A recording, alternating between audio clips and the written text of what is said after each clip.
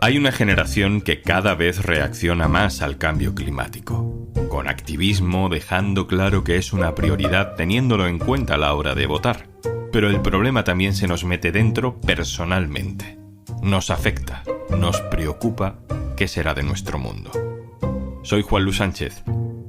Hoy en un tema al día. Ansiedad climática. Cuando la contaminación es algo personal.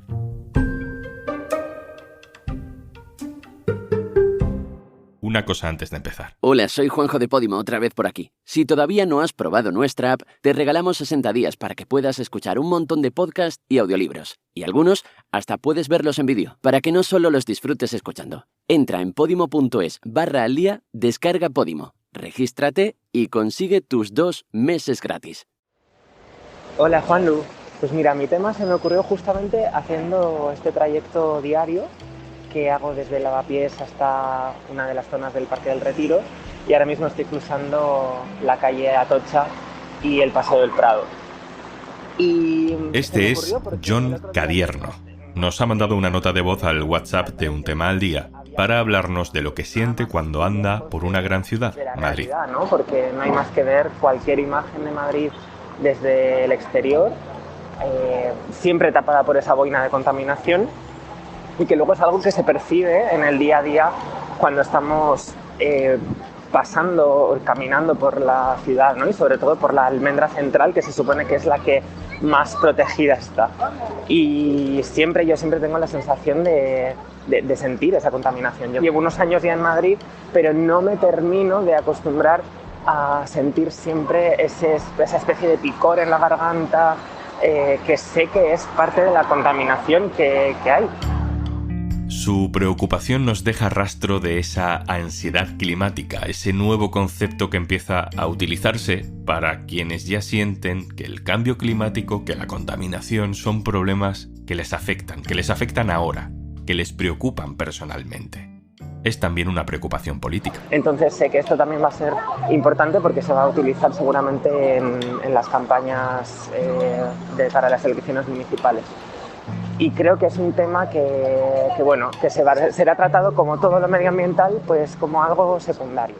Cogemos el testigo de John y saludo a mi compañero Raúl Rejón, que en eldiario.es se encarga de informaciones relacionadas con el cambio climático. Hola, Raúl. Hola, ¿qué tal, Juanlu? ¿Cómo estás? También saludo al ambientólogo y divulgador experto en cambio climático, Andreu Escrivá. Hola, Andreu. Hola, Juanlu.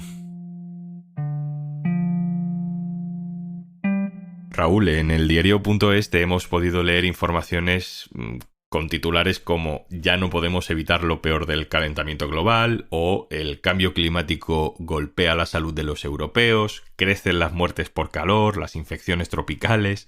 Es probable que todo esto a mucha gente le provoque una cierta ansiedad, aunque no podemos dejar de contarlo, claro, porque está pasando. Desde luego, personalmente, a mí sí que puedo decir que te crea a veces una sensación de frustración o desesperanza, porque es como la fábula de Pedro y el Lobo, y vienes contando lo que se viene encima. Estamos ya reportando sobre las primeras consecuencias, que quizá hayan sido aceleradas, de esa enfermedad. Cosas que a lo mejor parecía que los íbamos a tener que contar dentro de unos años, ya las estamos contando ahora. También en España, porque habitualmente en los primeros sitios donde había impacto, pues puedes pensar en el Ártico, puedes pensar en esas pequeñas islas-estado que suben el nivel del mar y se están quedando sin terreno. Así que en ese sentido sí que te crea una sensación un poco de entre frustración y alarma, ¿no?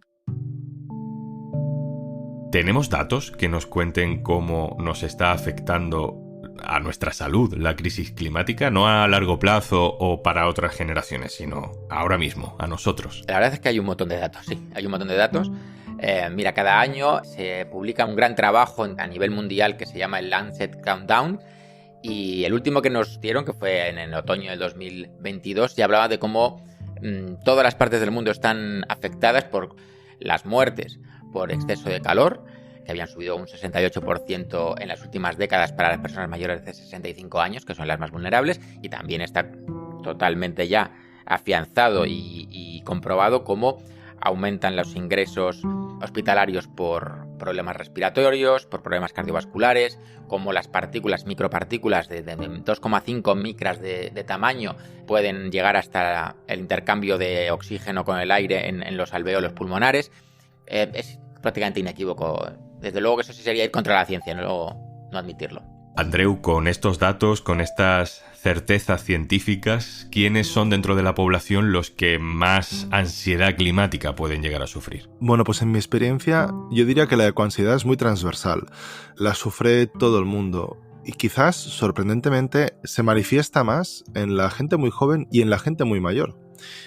Hay una franja intermedia de personas que probablemente por estar en edad laboral, por tener muchísimos otros problemas, porque las vidas son muy complicadas y lamentablemente cada vez más precarias, tienen otras preocupaciones inmediatas que no les dejan ocuparse, ¿no?, de esta ecoansiedad. Las personas más jóvenes porque ven lo que les espera y las personas más mayores porque tienen una sensación de desazón, de que esto no va con ellas pero a la vez les gustaría hacer algo, y yo creo que aquí lo fundamental es hablar de que esa responsabilización en la lucha climática, no la culpabilización sino la responsabilización, nos interpela a todas y a todos, tengamos la edad que tengamos, incluso con 90 o con 100 años, ¿no? Se da esa paradoja, ¿no?, que se da en tantos problemas de la sociedad, que por un lado tenemos muy claro que queremos combatir el cambio climático, pero por otro, tomar medidas concretas, personales o colectivas para llevarlo a la práctica ya es más complicado. Sí, yo creo que es humanamente comprensible porque al final todos estamos a favor del bien y en contra del mal.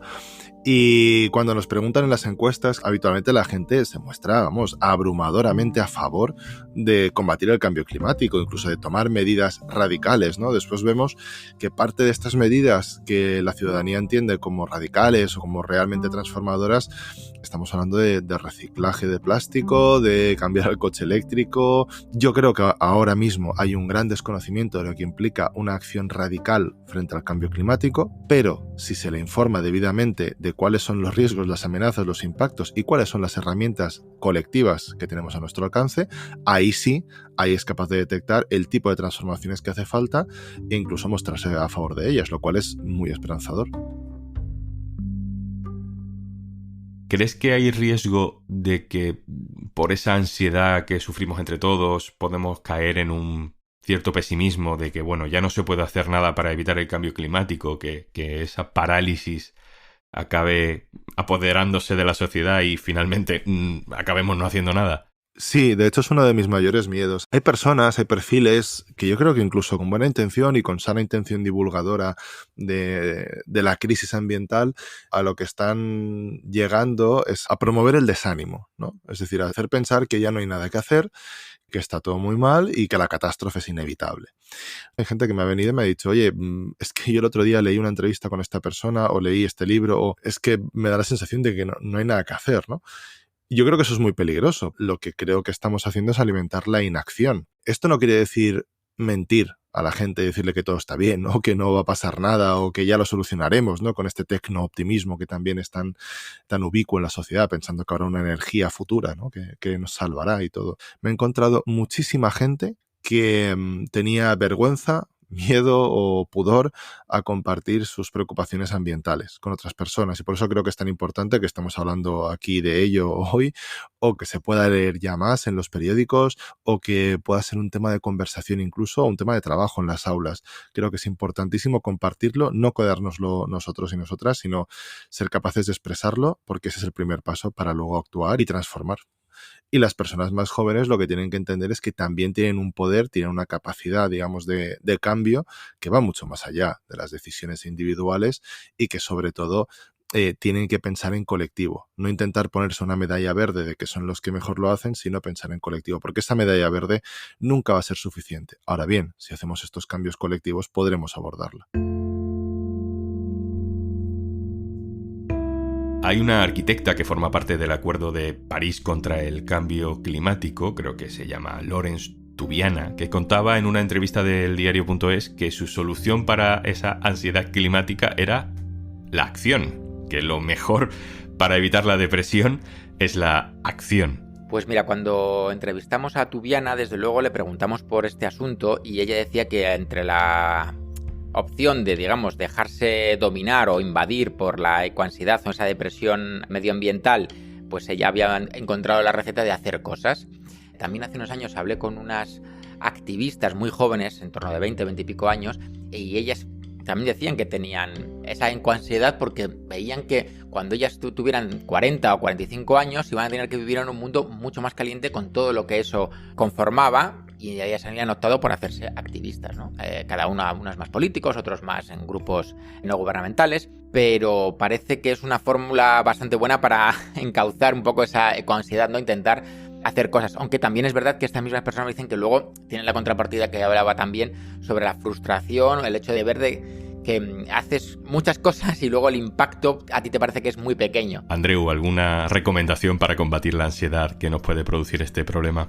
Yo creo que lo mejor que podemos hacer es darnos cuenta de que sí que tenemos capacidad de acción y sobre todo actuar, ¿no? Esto es al final como una especie de página en blanco.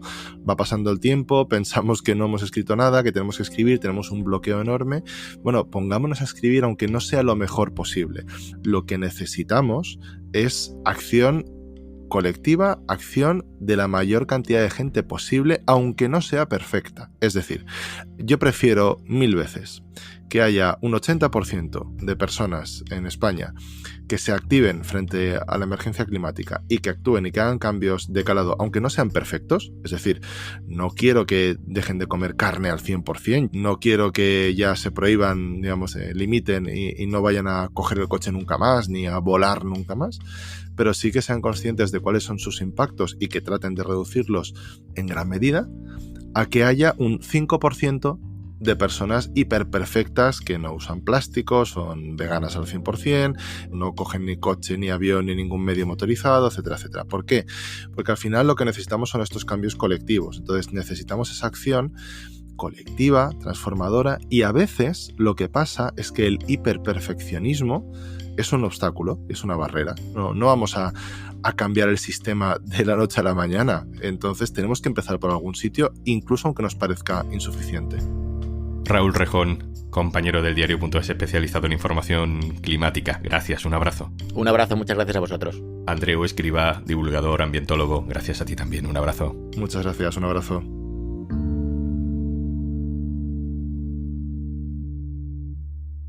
Y antes de marcharnos... Espero que ya sepas que si entras en podimo.es/alía, te registras en Podimo y te descargas nuestra app, tienes acceso a todos nuestros podcasts y audiolibros gratis durante 60 días. Pero puede que aún no sepas que ahora puedes escucharlo todo también desde el ordenador. Accede a podimo.es con tu cuenta y disfruta de tus podcasts y audiolibros favoritos. Por ejemplo, mientras trabajas. Eso sí, disimula cuando te rías delante de tus compañeros escuchando nuestros podcasts de charlas más divertidas. O si se te escapa alguna lagrimita escuchando tu audiolibro favorito. No queremos incitarte a desconectar mucho del trabajo, pero oye, un poco de compañía te hacemos y la jornada es intensita. Entra en podimo.es/alía, regístrate en Podimo y escucha todo lo que quieras gratis durante 60 días. En tu móvil y ahora también en tu ordenador. Úsalo con moderación, porque engancha. Yo aviso. Esto es Un Tema al Día, el podcast del diario.es. Si te gusta lo que hacemos, necesitamos tu apoyo. Hazte socio, hazte socia en eldiario.es/socio. Este podcast lo producen Carmen Ibáñez, Marcos García Santonja e Izaskun Pérez. El montaje es de Pedro Nogales. Yo soy Juan Luis Sánchez. Mañana, otro tema.